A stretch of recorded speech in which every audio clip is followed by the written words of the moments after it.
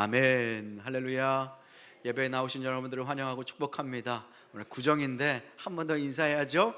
앞뒤 좌우 우리 형제 자매들과 이렇게 인사했으면 좋겠는데요. 새해 복 많이 나누세요. 인사하시겠습니다. 새해 복 많이 나누세요.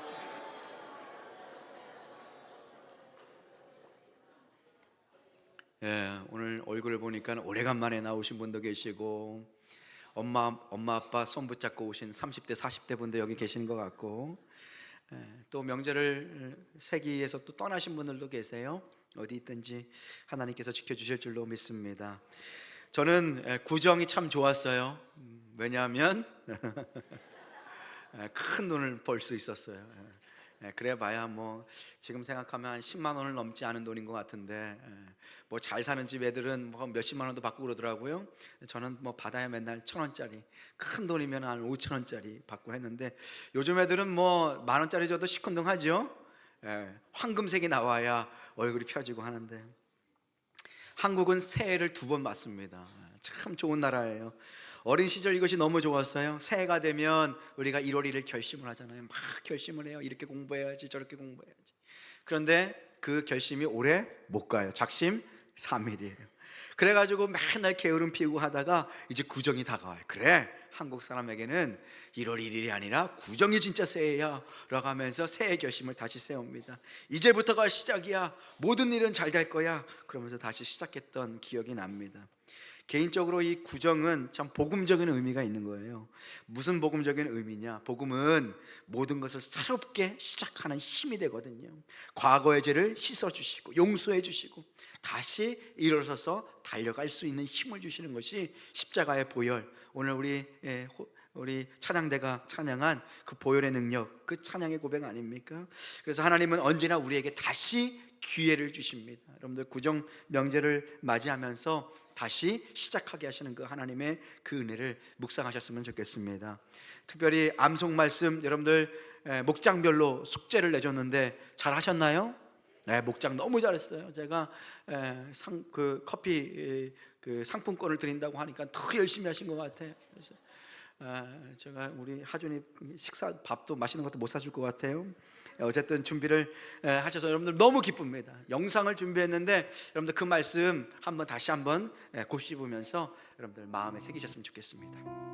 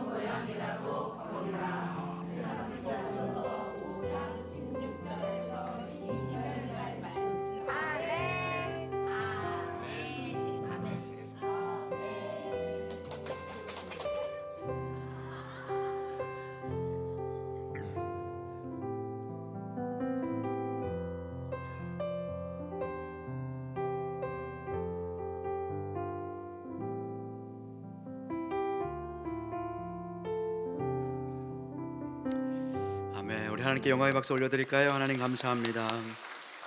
우리 함께 말씀을 보고 말씀을 나누고 함께 첫사랑을 회복하길 소망합니다. 우리 구정의 아이들 돈만 주지 마시고요, 그 봉투에다가 말씀 적어서 암송하면 준다라고 해보십시오. 애들 금방 외웁니다. 머리가 너무 좋아서. 가장 큰 복, 가장 좋은 세뱃돈은 말씀의 복인 줄로 믿습니다. 여러분들 우리 가정이 말씀으로 세워질 수 있도록 우리 아이들에게 그렇게 축복해 줬으면 좋겠습니다. 영적 터닫기 시리즈 계속하고 있어요. 새해를 시작하면서 우리의 삶, 어떻게 영적인 터를 잘 닦을 수 있을까? 기초가 튼튼해야 건강한 성장을 이룰 수 있습니다. 운동선수들도 마찬가지예요. 손흥민 잘 아시죠? 하루에 1,000번씩 슈팅 연습을 했대요. 얼마나 좀 지겹겠어요. 똑같은 방법을 계속하는 거예요. 동작을. 뭐예요? 기초가 튼튼하도록. 기초가 잘 세워지니까 얼마나 훌륭한 선수가 됐어요. 그만큼 영적인 터가, 기초가 중요한 것입니다. 오늘은 영적인 터닫기 3번째 시작입니다. 3번째 시간이에요. 오늘 예배에 대해서 한 번 더 다루려고 합니다. 예배 정말 영적으로 중요하죠. 영적으로 중요해서 중요한 만큼 우리가 예배를 자주 드려요. 그런데 자주 드리게 되는 만큼 너무 형식적이 되는 것 같아요. 너무 중요해서 자주 예배를 드리는데 자주 드리다 보니까 본질을 잃어버리고 형식만, 껍데기만 남게 되는 것이 예배가 아닌가. 그래서 오늘 이 시간 영적인 터를 새롭게 닫고 우리 교회 표어인 처음 사랑, 그 첫사랑을 회복하기 위해서 우리 먼저 예배의 회복이 필요합니다. 처음 사랑은 다른 것이 아니라 예배를, 그 처음 예배의 사랑을 회복하는 것입니다. 그래서 오늘 말씀의 제목처럼 우리가 예배 가운데 회복해야 하는 마음이 무엇일까? 그것은 설레는 만남의 기쁨입니다. 예배는 다른 것이 아니라 하나님을 만나는 설레임 있는 만남의 기쁨이에요. 여러분들 오늘 어떤 마음으로 예배에 오셨는지 모르겠어요. 구정이라서 멀리 떠나야 되는데 예배를 온라인으로 드릴까 말까, 예배를 빼먹을까, 그냥 출발할까, 그렇게 걱정하면서 고민하면서 오셨는지 모르겠어요. 다른 사람들은 해외여행도 가는데 나도 거기 한번 따라가 볼까, 예배를 드릴까 말까. 슬픈 사실은요, 우리가 이렇게 예배 때문에 고민한다는 것은, 갈까 말까 고민한다는 것은 이미 우리 안에 예배를 향한, 주님을 향한 사랑을 잃어버렸다는 것의 반증이에요. 고민한다는 것은, 예배 때문에 예배를 놓고 고민한다는 것은 영적인 생명과 건강을 잃어버렸다는 증거입니다. 여러분들 생각해 보세요. 누군가가 연애를 합니다. 막 사랑하는 남자친구, 여자친구 막 만나요. 그런데 만나는 날인데 고개를 갸우뚱거려요. 갈까 말까. 뭐예요? 뭔가 문제가 생긴 거예요. 사랑의 균열이 시작된 것입니다. 설레는 만남의 기쁨, 예배의 기쁨은요, 첫사랑을 회복하는 거예요. 오늘 본문, 오늘 말씀입니다. 사무엘하 6장이죠. 예배자 다윗이 등장합니다. 첫사랑, 그 첫사랑의 기쁨, 하나님을 만나는 그 설레임을 늘 붙드는 예배자 다윗이 등장해요. 다윗의 인생의 요약은 뭐라고 말씀드렸어요? 예배자라고 말씀을 드렸어요. 하나님이 그를 기억하시는 이름이 있어요. 그것은 예배자입니다. 우린 다윗 하면 유대 민족의 가장 위대한 왕, 골리앗을 물리친 장군, 여러 가지 별명을 명칭을 할 수 있겠지만, 하나님이 다윗을 기억하시는 이름이 뭐예요? 예배자.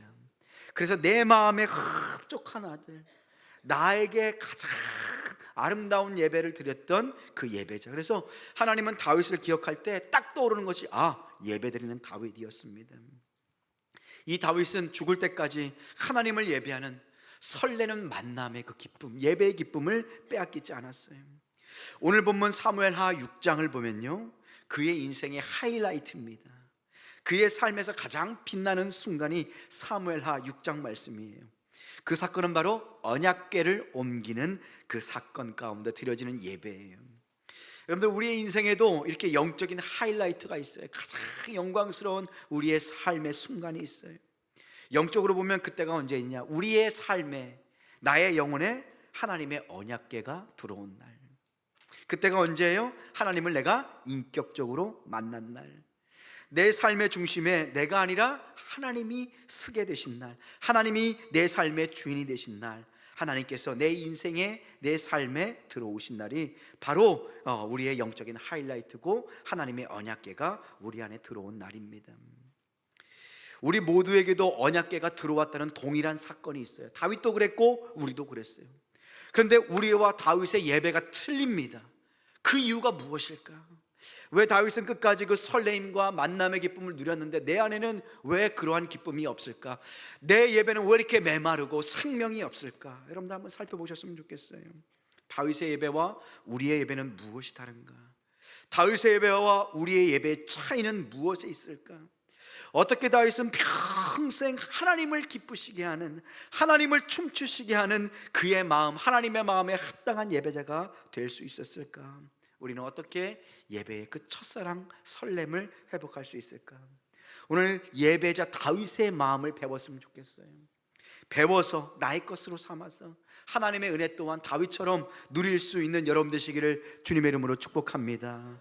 회복해야 할 다윗의 마음, 예배자 다윗의 마음, 첫 번째는요, 겸손한 마음이에요. 예배자의 마음, 어떠한 마음이라고요? 겸손한 마음이에요.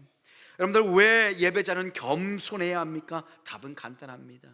은혜의 생수는 낮은 곳으로 흐르기 때문에 그래요. 물은 어디에서 어디로 흐르나요? 위에서 아래로, 높은 곳에서 낮은 곳으로 흘러요. 예수님의 생명의 은혜 또한 높은 곳이 아니라요, 낮은 곳으로 흐르는 거예요. 호프 칼리지의 교수인 사람이, 교수님이 쓴 겸손의 힘이라는 책이 있습니다.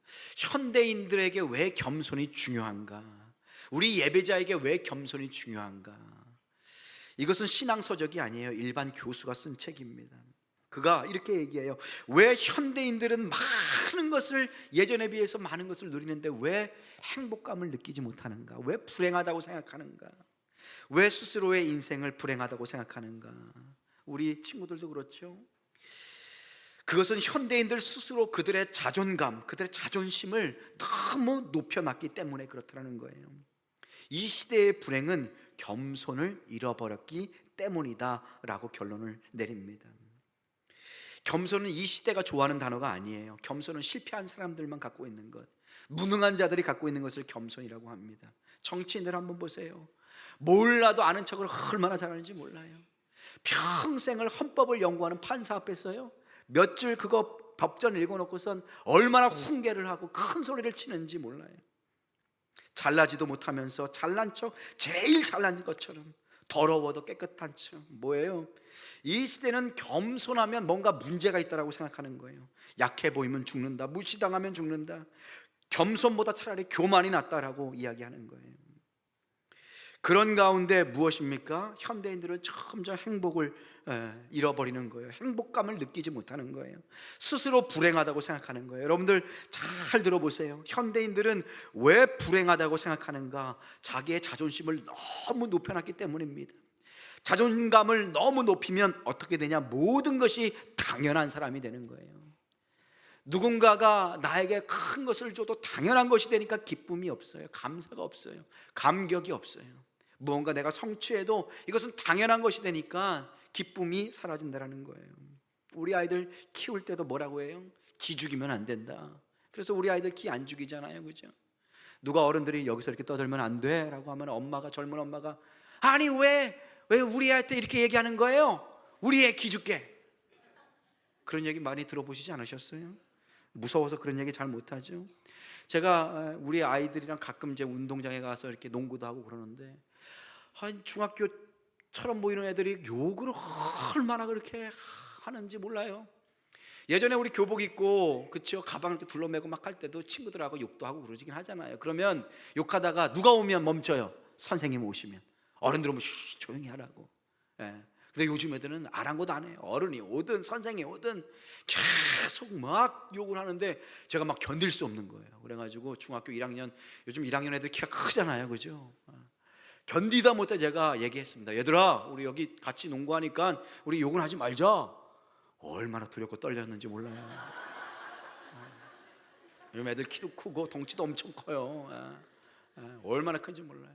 다행히 그 애가 보더니 죄송합니다 그러더라고요. 하나님 감사합니다. 얼마나 감사했는지 몰라요. 요즘 초등학교 선생님들이 얼마나 힘들다 그러는지 몰라요. 애들이 선생님 말을 안 듣는데요. 선생님이 앉으라 하면은 안 앉고요, 선생님이 조용히 하라면 조용히 하지 않는데요. 애들도 와서 선생님을 무시하면 엄마 불러오라면 엄마는 선생님을 더 무시한대요. 자기 자존감을 하늘과 같이 하나님처럼 높여놨어요. 그러니 누군가의 좋은 조언도 튕겨내고 듣지 않아요. 나를 향한 좋은 가르침을 무시하고 거부해요. 말씀도 듣지 않아요. 하나님의 말씀도 튕겨내요. 우리 개인의 자존감이 하늘처럼 높아 있으니까 내 자신이 우상이 된 거야, 하나님이 된 거예요. 누구도 건드릴 수 없는 하나님처럼 높아진 존재가 된 거예요. 내가 하나님 자리에 앉아 있으니 어떻게 해요? 누구에게도 어떤 이야기도 들으려고 하지 않아요. 네가 뭘 안다고 남이 가르침을 받으려 하지 않아요. 내 자존감이 너무 높아 있으니까 어때요? 내가 볼 때는 별 볼 일 없는 사람이야. 다 내 아래에 있는 사람들이에요. 그런데 그 누군가가 나보다 더 높은 자리에 올라가면 어때요? 극심한 우울감을 느끼는 거예요. 저 인간도 저렇게 잘 됐는데, 나는 저거보다 더 좋고 멋진 사람인데 내 인생은 왜 그럴까? 나보다 혹시 앞서가는 사람이 있으면 보지 못해요. 끌어내야 돼요. 그래야 직성이 풀려요. 가짜뉴스, 유언비어 퍼뜨리고 어떻게든 그 인생을 망쳐놔야 내가 잘 된다고 생각해요. 그것이 교만한, 하나님 자리에 앉아있는 그 자존감, 우리가 불행을 잃어버린 이유다라고 겸손의 힘에서 이야기하는 거예요. 그래서 우리가 행복감을 찾기 위해서 필요한 것이 겸손이다라고 이야기하면서 이렇게 이야기합니다. 우리가 누리는 것들이 당연한 것이 아니다. 그것이 겸손한 마음이래요. 교만한 자는 모든 것이 당연해요. 그래요. 기쁨도 없어요. 그래서 겸손한 마음은 어떤 마음입니까? 누군가의 도움과 인도가 필요한 존재임을 인정하는 거예요. 내가 아직 미완성이다. 만들어져야 된다. 누군가의 도움이 필요하다. 그것이 겸손한 마음이에요. 그래서 누군가가 이런저런 얘기를 해주면 귀 기울여 들어요. 생각해 보니까 그 얘기가 맞아요. 그럼 나에게도 좋고 그 사람의 감사를 표현하는 거예요. 그러면 아름다운 관계가 형성이 되잖아요. 그런데 다 이 관계를 끌어놓는 거예요. 그러면서 겸손한 마음은 무엇입니까? 나는 누군가의 도움 때문에 지금 이 자리에 서 있다라고 고백하는 거예요. 내 부모님, 내 선생님 때문에. 우린 부모님, 선생님 감사하는 마음이 없어요. 주일학교 교사들도 정말 얼마나 고생하시는지 몰라요. 오늘 찬양팀도 아침 일찍 와가지고 목소리 안 나오는데 막 풀어가면서 그렇게 찬양을 준비했잖아요. 누군가의 도움 때문에 예배를 드리고 누군가의 도움 때문에 우리 아이들이 말씀을 배우는데, 그런데 그 사실을 잃어버리면 겸손도 잃어버리고 겸손을 잃어버리면 행복도 잃어버린다는 거예요. 인류 불행의 시작이 있어요. 언제 인생이 불행하게 됐나? 선악과를 따먹을 때예요. 선악과가 뭐예요? 선악을 누가 판단한다는 거예요? 내가 판단한다는 거예요. 하나님 자리에 올라서 내가 하나님까지 판단하는 자가 되겠다. 선과 악을 판단하겠다. 뭐예요? 하나님보다 더 높은 자리에 올라간 거예요. 내 인생을 책임질 수 없는 자가 하나님 자리에 올라가 있으니 그 인생이 불행해질 수밖에 없는 것이죠. 오늘 본문이 말하는 겸손한 다윗이 나옵니다. 다윗은 겸손한 예배자였어요. 오늘 본문 어떻게 겸손한 예배자 다윗에 대해서 말씀해 주고 계시는가? 오늘 본문은 다윗이 언약궤를 옮긴 두 번째 날이에요. 첫 번째 날이 아니에요. 몇 번째 날이라고요? 두 번째 날이에요. 왜 두 번째 이렇게 옮겨야 했을까? 그 이유가 무엇일까? 그것은 첫 번째 언약궤를 옮길 때 실패를 했어요. 철저하게 실패했어요. 그 실패를 통해서 다윗은 무엇을 깨달았어요? 예배자의 겸손함을 깨달았어요. 어떤 실패가 있었나요? 사무엘하 6장 3절 말씀입니다. 그들은 하나님의 언약궤를 옮기는 종들을 의미해요. 제사장들. 하나님의 궤, 하나님의 궤는 언약궤라고 말씀드렸죠. 지난번 사진도 보여드렸어요. 이렇게 날개가 덮여있는 하나님의 임재의 상징이에요. 하나님의 궤를 새 수레에 신고 산에 있는 아비나답의 집에서 내려옵니다. 아비나답의 아들 우사와 아요가 그 새 수레를 몰았다라고 말씀을 해주고 있어요. 하나님의 궤를 처음에 우사와 아요가 수레에 실었어요. 수레에. 잘 기억해 보세요. 수레에 실었다는 거. 그리고 막 내려옵니다. 근데 어떤 결과가 있을까요? 사무엘하 6장 6절에서 7절 말씀입니다. 그들이 언약궤를 옮기는 우사와 아요입니다. 나곤의 타작마당에 이르렀어요. 이렇게 농사를 질 때 이렇게 타작마당이 있잖아요. 예전에 깨듯 털고 막 이랬던데 거기를 지나가는 거예요. 넓은 마당을 지나가는 거예요.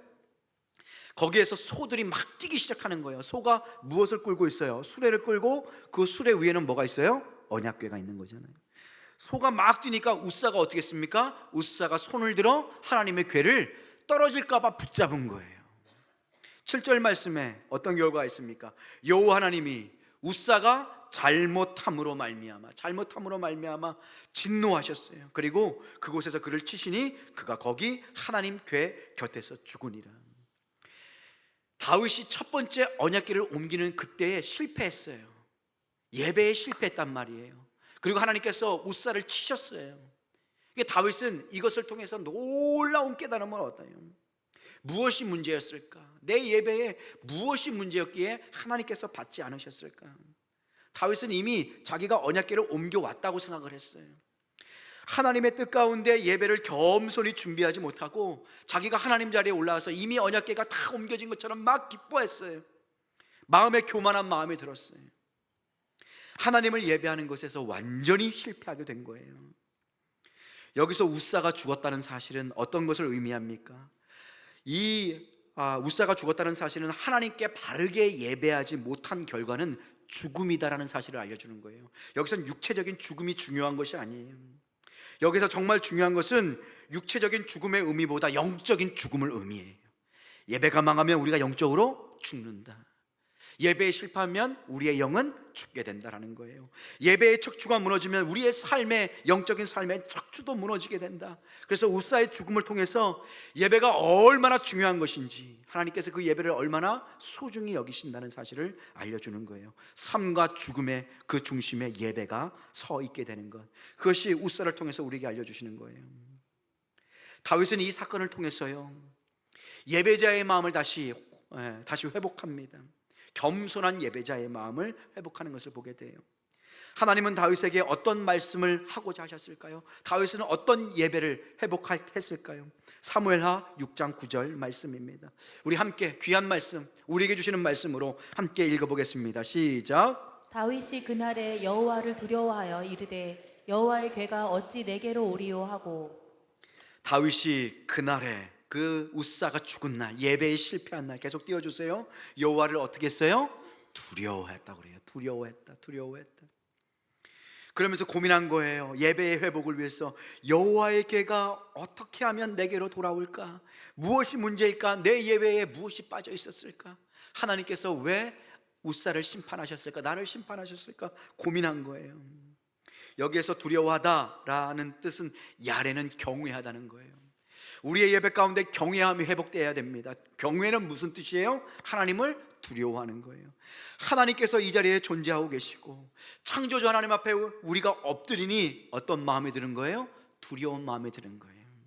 하나님 앞에 겸손한 마음, 겸비한 마음, 창조주 하나님 앞에 쓰는 피조물의 겸손함이 필요한 거예요. 여러분들 기억하십시오. 우리가 하나님께 예배를 드릴 때요, 겸손한 마음, 이런 겸비한 마음, 경외하는 마음이 없다면 우리는 하나님을 예배하는 것이 아니라 나를 예배하게 됩니다. 이 자리에 서 있지만 여러분들 하나님을 두려워하는, 하나님을 경외하는 마음이 없으면 우리가 하나님을 예배하지 못하고요, 나를 예배하게 돼요. 하나님의 말씀이 여러분들의 영혼을 뚫고 가지 못하고요, 튕겨 나가게 되는 거예요. 왜요? 내 교만 때문에. 하나님을 경외하는 마음, 겸손한 마음이 없으면 예배의 중심에 내 감정과 느낌이 들어오게 됩니다. 예배에 하나님이 중심이 서는 것이 아니라, 하나님을 기쁘시게 하는 예배가 아니라 내 감정을 충만하게 하는 예배를 바란다는 거예요. 내 느낌과 내 감정이 중요한 거예요. 내가 오늘 목사님 설교 얼마나 일주일 동안 잘했는지 한번 봐야지. 뭐예요? 내 감정과 내 느낌이 중요한 거예요. 내가 하나님 앞에서 어떻게 예배를 드릴까? 어떻게 하나님이 기뻐하시는 예배를 올려드릴 수 있을까? 내 자신을 고민하고 겸손하지 못하고 판단하는 자로 쓰는 거예요. 예배를 드리면서도요, 겸손한 마음, 하나님 앞에 엎드리는 겸비한 마음, 경외하는 마음이 없으면요, 말씀을 들어도 내 생각과 고집을 꺾지 못해요.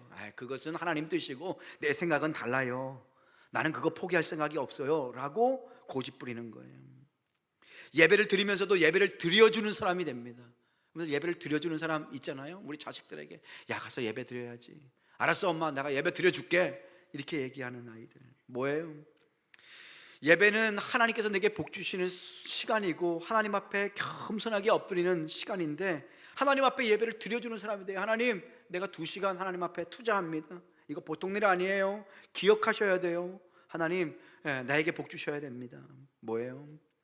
다윗은 자신의 예배를 거부하시는, 예배를 밀어내시는 그 하나님을 경험했어요. 두렵고 떨림으로, 삶과 죽음의 자리에서 처음부터 다시 새롭게 그 예배를 세우게 되었어요. 자신이 무엇을 잘못했는지, 무엇을 놓쳤는지, 무엇이 하나님께서 이렇게 받지 못하는 예배로 나아갔는지 고민했어요. 그리고 회개했어요. 그리고 겸손하게 어떻게 했습니까? 자신의 잘못을 깨닫고 변화됐어요. 예배자의 마음, 겸손에 대해서 묵상할 때요, 이 겸손한 예배자의 마음을 묵상할 때 수로보니게 여인이 생각이 났어요. 수로보니게 여인, 마태복음 15장에 나오는 이방 여인이거든요. 이방 여인의 딸, 이 수로보니게 여인의 딸이 귀신이 들렸어요. 그러니까 병에 걸려서 막 이상한 소리하고 눈이 뒤집히고, 그래서 예수님이 온다는 소리를 들으니까 예수님께 이 아이를 데리고 막 간 거예요. 아이들 살려달라고 간절하게 겸손한 마음으로 나아간 거예요. 그런데 예수님의 반응이 정말 충격적이에요. 이 여인을 향해서 어떻게 얘기하냐면 얼마나 냉담하게 얘기했는지 몰라요. 얼마나 차가운지 몰라요. 마가복음 7장 27절 말씀입니다. 어떻게 얘기하는지 한번 들어볼게요. 예수께서 찾아온 이 여인에게 이렇게 말씀하세요. 자녀로 먼저 배불리게 먹게 할 것이다. 자녀의 떡을 취하여 개들에게 던짐이 마땅하지 않다라고 얘기하는 거예요. 그 당시 유대인들은요, 이 수로보니게 여인, 이방 여인이라고 했잖아요. 이방 사람들을 개라고 생각했어요. 개. 그래서 예수님께서 이 여인을 뭐라고 지금 지칭하는 거예요? 개라고 지칭하는 거예요. 은혜를 받기 위해서 자식을 살려달라고 나온 이 여인을 개로 여기고 개에게 자녀의 떡을 취해서 던져주지 않는다라고 얘기한 거예요. 그런데 사실 여기에는 하나님의 놀라운 뜻이 있어요. 놀라운 것은 이 예수님의 반응도 충격적이지만 이 예수님을 대하는 여인은 더 충격적이에요. 우리 같았으면 어떡하겠어요? 화내면서 돌아갈 거예요. 근데 여인의 반응은 정말 충격적입니다. 마가복음 7장 28절에 보니까 여자가 대답하여 이르되 주여 올소이다마는 상 아래 개들도 아이들이 먹던 부스러기를 먹나이다. 주님 말씀입니다. 저는 그런 존재입니다. 저는 망가진 존재입니다. 그런데 상 아래 개들도 주인의 음식을 먹지 않습니까? 부스러기를 먹지 않습니까? 뭐예요? 겸손한 마음, 낮은 마음. 예수님께서 이 여인에게 왜 이렇게 쌀쌀맞게 이렇게 구르셨을까? 그 이유는 그 여인 옆에 누가 있냐면 유대인들이 있었어요. 유대인들은 자신들이 하나님의 자녀라고, 그리고 아브라함의 자손이라고 생각해서 얼마나 교만했는지 몰라요. 하나님께 예배드릴 때도 교만했어요. 자기들은 그 앞에 가고 이방인들은 들어오지도 못하게 했어요. 그리고 이방인들을 개라고 여겼어요. 그런데 예수님께서 하나님 나라의 복음을 전했는데 어떻게 해요? 듣질 않아요. 교만하니까 예수님을 튕겨내는 거예요. 예수님을 업신여기는 거예요. 갈릴리에서 그 총구석에서 목수애들이 뭘 안다고, 나는 이 하나님의 말씀을 10년 20년 공부한 사람이야. 교만했어요. 예수님을 업신여겼어요. 그 사람들에게 이 이방 여인의 믿음을 보여주는 거예요. 너희들 똑똑히 봐라. 이제 은혜가 너희들을 떠나서 이 이방 여인들, 하나님을 알지 못하는 자들에게 흘러갈 것이다. 이 여인들의 반응을 봐라. 너희들 이 사람들을 개라고 여기지, 하지만 이들은 하나님 앞에 어떻게 나오는지, 어떻게 겸손하게 엎드리는지, 어떻게 주님의 은혜만을 구하는지를 똑똑히 보여줄 것이다. 보고 배워라 라고 하면서 보여주시는 거예요. 그 여인 그렇게 멸시와 천대를 당할지라도 어떻게 해요? 하나님을 붙드는 거예요. 내 자식 살려달라고 겸손하게 엎드리는 것입니다. 사랑하는 성도 여러분, 우리가 예배자로 주님 앞에 설 때 겸손함을 회복하셨으면 좋겠어요. 내가 예배의 주인이 아니에요. 내 감정이 중요한 게 아니에요. 예배의 주인은 누구십니까? 하나님이세요. 하나님을 의식하고 하나님 앞에 두려워하는 예배를 회복할 때에 우리 가운데 성령님께서, 하나님께서 임재하여 주시고 우리 가운데 은혜의 생수를 부어주실 줄로 믿습니다. 여자가 뭐라고 그래요? 주님 올소이다마는 개들도 주인의 상에서 떨어지는 부스러기를 먹습니다. 이 은혜를 회복해야 합니다. 바로 다윗이 경험했던 겸손한 예배자의 모습입니다. 두 번째 우리가 회복해야 될 것이 무엇입니까? 감격과 감탄하는 예배의 마음이에요. 무엇을 회복해야 된다고요? 감격과 감탄을 회복해야 돼요. 오늘 예배를 준비하면서 우리 영적 터닫기 예배 시리즈를 하면서 제가 한 달 전부터 읽은 책이 있어요. 다윗의 장막이라는 책이에요. 토미 테니가 다윗의 장막을 썼어요. 여기에서 예배 가운데 감격과 감탄이 왜 중요한지에 대해서 자신의 에피소드를 들어서 이렇게 이야기해요. 자기가 자식들을 데리고 자기의 고향 땅에 간 거예요. 우리도 이제 예배 마치고 이제 고향 땅으로 갈 거 아니에요? 가시는 분들도 계시고 못 가시는 분도 계시는데 고향을 한번 생각해 보세요. 근데 이 사람이, 우리나라는 고향에 가보면 우리가 살던 집터가 다 사라지고 없잖아요. 아파트 세워지잖아요. 그런데 미국은 40년대 50년대부터 큰 집 2층 집을 짓고 살았어요. 가보면 야, 얘네들은 이때부터 이렇게 큰 집에 살았구나, 참 부럽다라는 생각이 들어요. 그런데 그 집이 남아있으니까 어떻게 해요? 차를 타고서 막 가는 거예요. 그렇게 토미 테니는 이 목사님인데 그렇게 푹푹 찌는 날, 아주 우리나라로 따지면 한 40도가 넘는 그런 뜨거운 날에 차를 타고 이제 가는 거예요. 몇 시간씩 가가지고 아이들을 다 내리게 하는 거예요. 그러면서 야, 여기 봐라, 여기가 뭐 어디냐면, 야, 니네 고모들이랑 같이 그네를 하고 놀았던 여기 놀이터야. 집 앞에 막 보여주는 거야. 그리고 부엌도 보여주면서 야, 할머니 돌아가셔서 지금 없지만 할머니가 여기서 나를 위해서 음식도 만들어주고 너를 위해서 음식도 만들어주고, 야, 여기 막 추억이 있는 곳이야. 그리고 여기 아빠 키 보이지? 아빠 키가 이렇게 자랐어. 여기서 아빠가 넘어져가지고 고모랑 얼마나 싸웠는지 몰라 막 얘기를 해서 신나가지고 막 입에 거품 물고 얘기하는데 갑자기 이상해지는 거예요, 느낌이. 그래서 뒤돌아보니까 애들이 있어요, 없어요? 당연히 없죠. 당연히 없죠. 차에 가보니까 애가 에어컨을 터놓고 막 있는 거예요. 화가 잔뜩이 나가지고 얘기하는 거예요.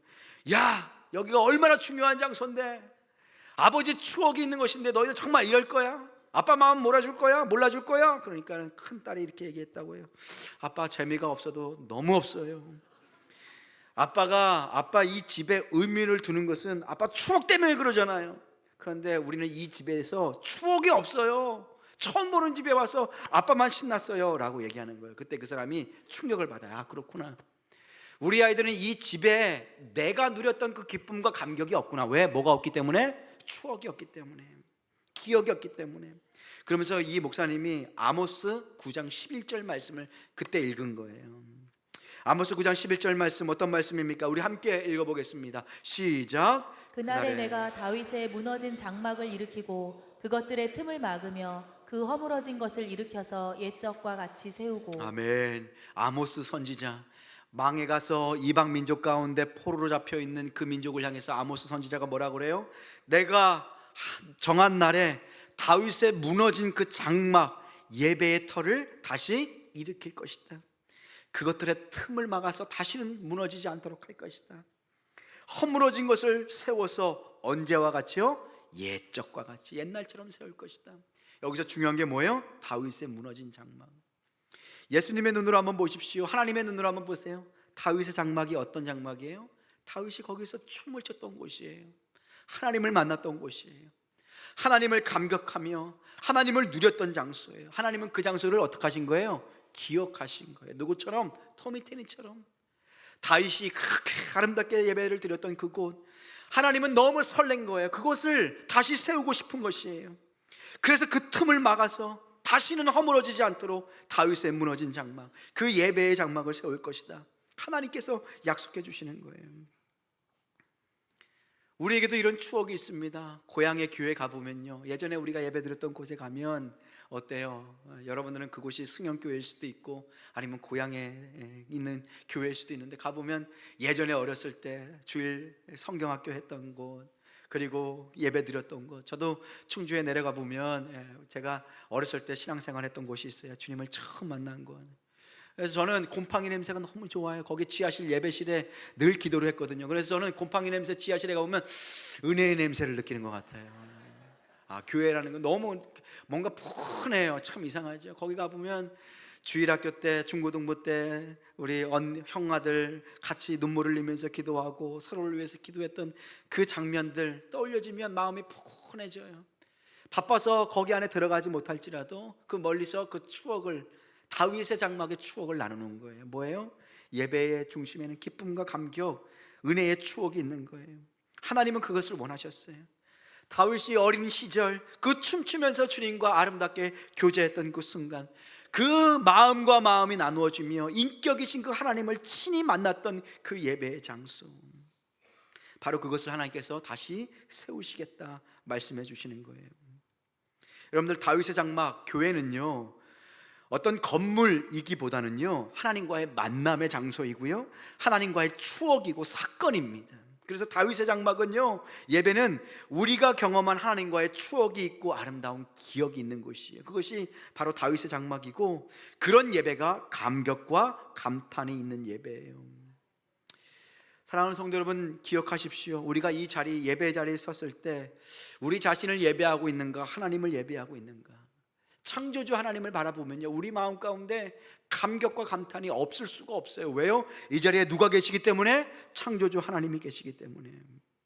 그런데 예배 때도 나를 섬기면 우리의 예배는 하나님께서 받지 않으시는, 다윗이 실패했던 그 자리에 내려가게 되는 것입니다. 하나님을 만난다는 것은 마치 대자연 앞에 있는 것과 같아요. 대자연 사진 한번 보여주세요. 저는 노을이 너무 좋거든요. 여러분들, 노을 사진 보면 얼마나 이뻐요. 정말 아름답다.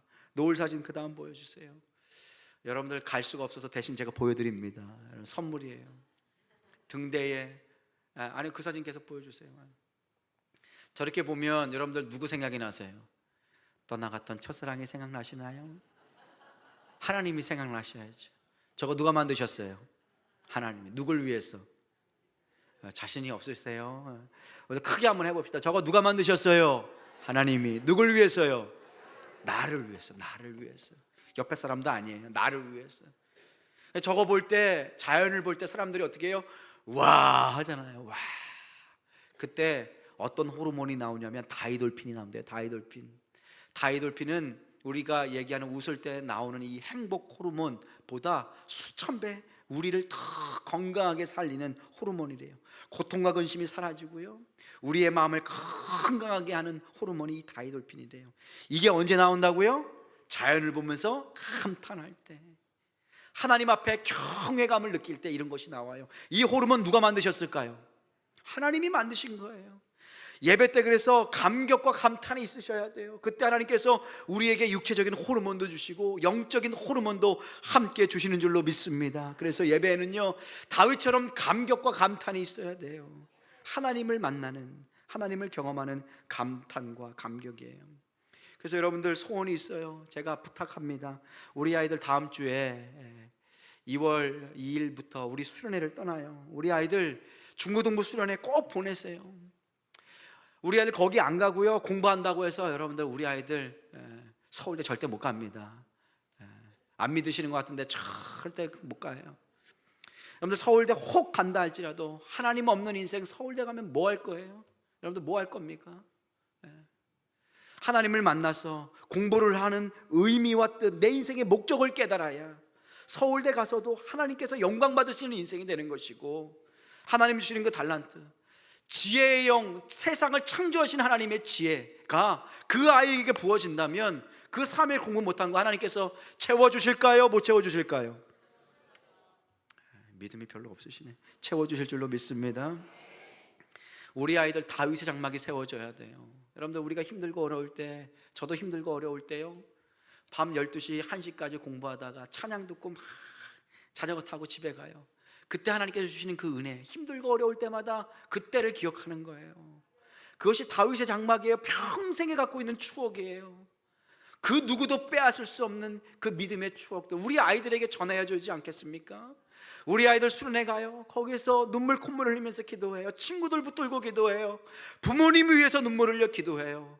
그리고 친구들과 함께 막 뛰면서 찬양해요. 하나님 앞에서 다윗의 장막이 세워지는 거예요. 우리 아이들 평생의 삶에 그것을 기억하며 믿음의 뿌리를 붙들고 사는 거예요.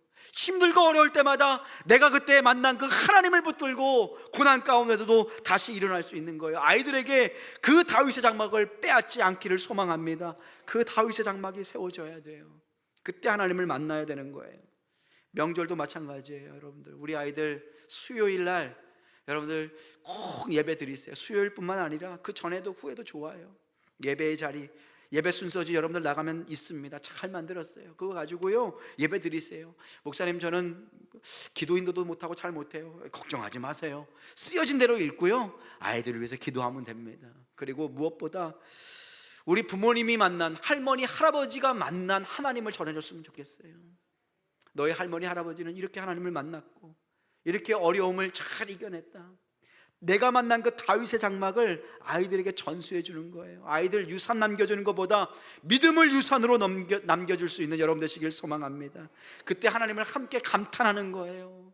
하나님 앞에서 감탄하며 우리의 마음을 드리는 거예요. 와, 하나님이 이렇게 대단하시구나. 할머니가 만났던, 우리 할아버지가 만났던 하나님이 그런 하나님이시구나. 아이들이 하나님 앞에서 감격과 감탄하는 것입니다. 이 나라와 이 민족이 정말 어려운 가운데 있어요. 여러분들 예배자의 마음, 첫 번째 뭐예요? 겸손한 마음입니다. 두 번째 뭐예요? 인격적이신 거 하나님 앞에 쓰는 거예요. 감격과 감탄하는 거예요. 하나님을 만났는데 어찌 대자연 앞에서 누렸던 그 감격과 감탄이 없겠습니까? 하나님께서는 우리의 영과 혼과 골수를 쪼개는 말씀을 통하여 우리의 영혼을 다시 새롭게 하시는 하나님이신 줄로 믿습니다. 예배는요 쇼를 보러 오는 것이 아니에요. 목사가 얼마나 설교를 잘하는지, 찬양대가 얼마나 찬양을 잘하는지 예배 보러 가는 것이 아니에요. 나를 드리러 오는 시간입니다. 하나님 앞에 인격적으로 쓰셔야 돼요. 인격적으로 쓰실 때 인격적인 하나님께서 우리에게 말씀하시고 거기에 화학작용이 나타나는 거예요. 제가 지난주에 어떤 분이 상담이 필요하다고 해서 상담을 해드렸어요. 말씀을 듣고 나서 마음이 너무 부딪히는 것이 많아서 목사님 기도를 받아야 되겠다고 왔어요. 여러분들, 하나님의 말씀은요, 그 말씀을 인격적으로 반응하는 자를 통해서 역사하세요. 말씀이 뿌려졌더니 내 안에서 씨앗이 움터서 열매를 맺는 거예요. 하나님의 말씀이 그 영혼을 쥐고 흔드는 거예요. 치료하시고 회복해 하시는 거예요. 집사님, 지금 당장은 힘들고 어렵지만 하나님께서 치유하시는 과정입니다. 수술할 때 골문 것을 째고 그 고름을 빼내고 하나님께서 약을 발라주시는 것처럼 우리가 하나님 앞에 말씀으로 수술을 받을 때 마냥 기쁜 것만은 아닙니다. 뭐예요? 하나님께서 그 영혼을 만지고 계시는 거예요. 살아나고 있는 과정입니다. 우리도 하나님 앞에 이러한 예배자로 설 수 있길 소망합니다. 나라가 위기 가운데 있어요. 우리가 예배를 드려도 편하지 않습니다. 우리 믿는 자들이 먼저 주님 앞에 회개해야 될 줄로 믿습니다. 양 끝의 극단으로 서로를 죽이고 없애야만 끝나는 이 전쟁을 벌이고 있어요. 정치를 왜 합니까? 나라를 위해서 하는 것 아닙니까? 정치를 왜 합니까? 서로의 의견이 나누었으면 합치하기 위해서 하는 것 아닙니까? 사랑하는 성도 여러분, 우리 주님 앞에 우리가 먼저 회개했으면 좋겠어요. 나는 어느 지역에 속했기 때문에 나는 어느 정당만 찍는다, 하나님보다 그 정당의 사람을 더 신뢰하고 어떤 죄를 지어도 괜찮다 라고 얘기하는 그 죄를, 죄송합니다, 이 자리에서 여러분들 말씀드립니다, 회개할 수 있길 소망합니다. 우리가 회개해야 돼요. 그것이 우이든 좌이든 저는 어떤 정당을 얘기하는 것이 아닙니다. 정말로 나라를 위해서 기도해야 할 때입니다. 우리가 먼저 주님 앞에 회개하고 이 나라를 고쳐달라고 기도할 때 하나님께서 6.25 전쟁 가운데서도, 일제의 치하 속에서도 이 나라와 이 민족을 선교사를 통해서 살려주시고 하나님의 나라로 세워주신 것처럼 다시 한번 이 땅에 회복이 선포되게 될 줄로 믿습니다. 무엇보다 우리 예배 찬양을 이제 시작했어요. 예배 형식이 조금 바뀌었어요. 어떻게 하면 살아있는 예배를 드릴까 고민하는 거예요. 그런데 예배 사실 10분 앞당기려고 했어요. 왜요? 우리의 찬양이 10분 전에 시작되니까. 우리 광고에는 12시 30분 예배지만 예배가 12시 20분에 시작되는 거예요. 똑같아요. 그래서 저는 예배를 사실 옮기려고 했어요. 어떤 분은 준비 찬양이라고 하는데 준비 찬양은 세상에 없습니다. 찬양하는 그 순간 예배가 시작되는 거예요. 여러분들, 대통령을 만나거나 국회의원 만나기 전에 여러분들 몇 분 전에 가야 될까요? 몇 시간 전에 가야 돼요. 지금 해외여행 떠나는 사람 있잖아요. 몇 시간 전에 공항 가야 될까요? 5시간 전에 가야 된대요. 여행 가기 위해서 5시간 전에 공항에 간대요. 여러분들, 창조주 하나님, 나를 지으신 하나님 앞에 예배하러 오기 위해서 몇 분 전에 오십니까? 바라오기는 여러분들 10분 전에, 10분 먼저 출발하시면 돼요. 10분 전에 나오셔서요, 찬양하면서 여러분들의 마음을 드리십시오. 그리고 함께 기도하십시오. 그럴 때 여러분, 하나님께서 여러분들을 고치시고 싸매어 주시고 살려주실 줄로 믿습니다.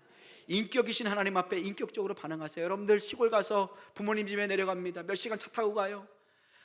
그러고 나서 부모님께 잠깐 인사하고 방에 들어가가지고 하루 이틀 나오지도 않고 가만히 있다가 그 다음날 나와서 엄마 나 갈게요 하고서 집에 올라가요. 부모님의 마음이 어떨까요? 막 기쁠까요? 무시당했다고 생각하지 않을까요? 기분 나빠하지 않을까요? 또 우리의 예배도 하나님 앞에 그런 예배가 될 수 있다는 것입니다. 인격적이신 하나님 앞에 오늘 다윗처럼 우리의 예배가 회복될 수 있기를 소망합니다. 겸손해야 합니다. 두 번째, 어떻게 합니까? 감격과 감탄이 있어야 합니다. 인격적이신 그 하나님 앞에 인격으로 반응하십시오.